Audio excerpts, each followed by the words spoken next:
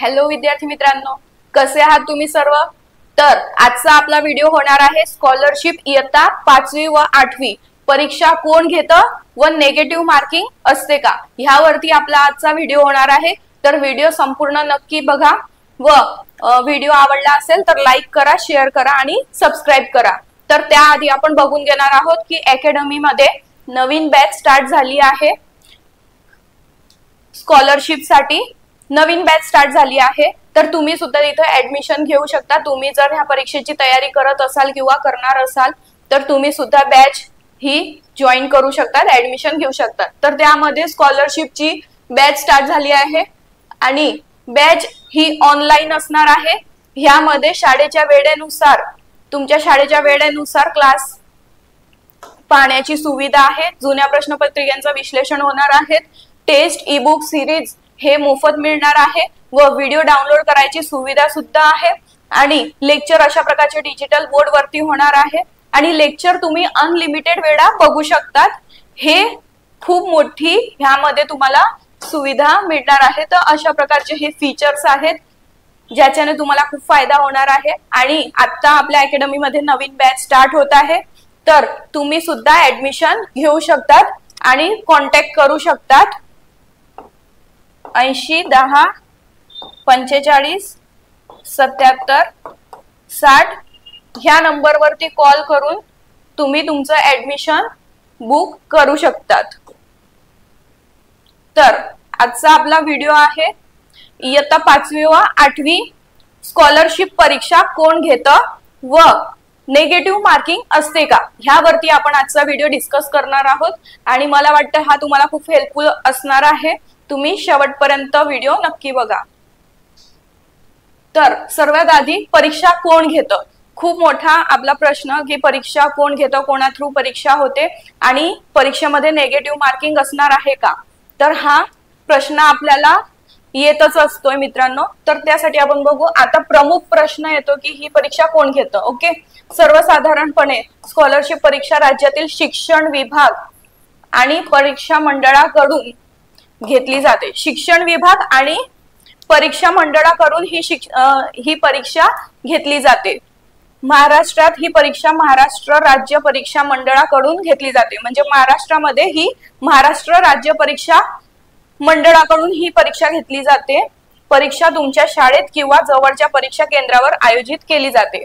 म्हणजेच की अशा प्रकारच्या दोन ठिकाणी ही परीक्षा आयोजित केली जाते की तुमच्या शाळेत किंवा जवळच्या परीक्षा केंद्रामध्ये तुमच्या शाळेच्या शिक्षकांकडून किंवा जिल्हा शिक्षण कार्याकडून तुम्हाला परीक्षा तारीख आणि इतर माहिती मिळेल। म्हणजे तुम्हाला जे इन्फॉर्मेशन आहे हे शाळेच्या शिक्षकांकडून किंवा जिल्हा शिक्षण कार्यालयाकडून तुम्हाला ह्याची माहिती मिळेल। म्हणजेच की परीक्षा तारीख कधी आहे अशा सगळ्या ज्या इन्फॉर्मेशन आहे हे तुम्हाला इथं मिळून जातील। आता नेगेटिव्ह मार्किंग आहे का मित्रांनो, सर्वात मोठा प्रश्न आहे नेगेटिव्ह मार्किंग आहे का। कारण की नेगेटिव्ह मार्किंग असलं तर आपल्याला खूप भीती असते, आपला प्रश्न चुकला तर मार्क्स कट होतात, चुकलेल्या उत्तराचे सुद्धा मार्क्स कट होतात, नेगेटिव्ह मार्क्स होतात। तर बहुतेक विद्यार्थ्यांना हे महत्त्वाचे प्रश्न पडतात की नेगेटिव्ह मार्किंग आहे का। नेगेटिव्ह मार्किंग म्हणजे चुकीच्या उत्तरासाठी गुण वजा होणे। म्हणजे जर तुम्ही एक जरी उत्तर चुकीचं दिलं तर त्याचे सुद्धा मार्क्स तुमचे कट होणार आहेत। शाळेत घेतल्या जाणाऱ्या स्कॉलरशिप परीक्षामध्ये सहसा नेगेटिव्ह मार्किंग नसते। म्हणजे जे शाळेमध्ये घेतल्या जातात स्कॉलरशिपच्या एक्झाम त्याच्यामध्ये शक्यतो नेगेटिव्ह मार्किंग नसते। म्हणजेच तुम्ही जर चुकीचे उत्तर दिले तर तुमचे गुण कमी केले जाणार नाही। ओके, पण काही विशिष्ट परीक्षा किंवा राष्ट्रीय पातळीवरील परीक्षामध्ये नेगेटिव्ह मार्किंग असू शकते।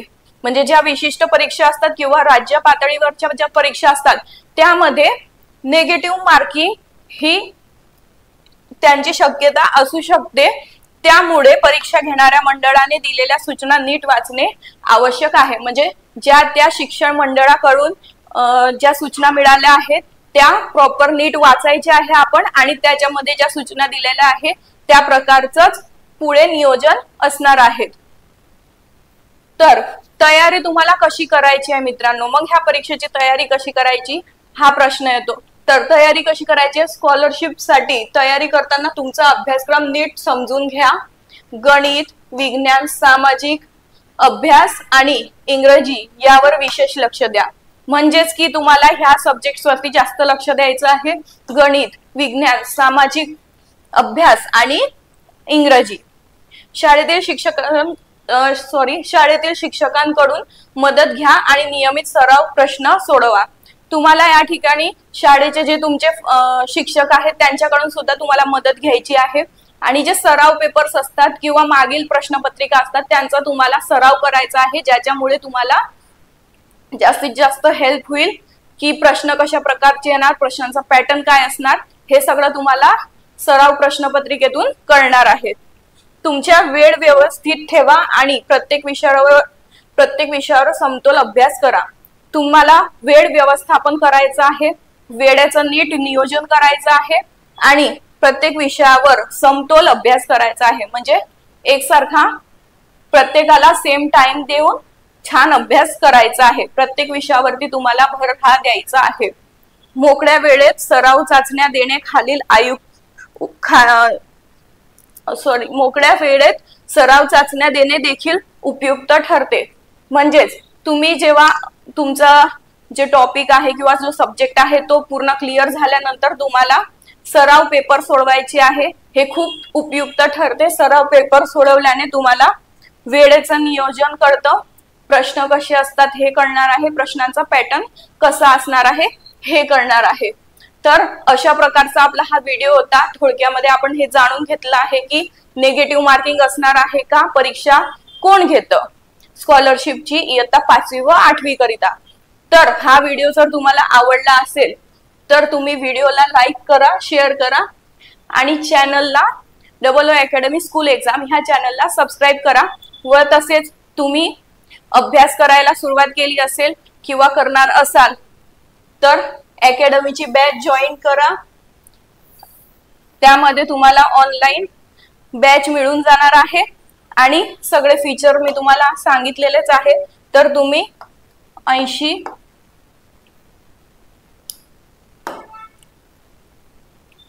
10 45 77 60 ह्या नंबरवरती कॉन्टॅक्ट करून तुम्ही ऍडमिशन करू शकता। तर असा हा व्हिडिओ होता। तुम्हाला जर माहितीपूर्ण वाटला असेल तर लाईक करा आणि असेच नवीन नवीन व्हिडिओ घेऊन मी येत राहणार आहे।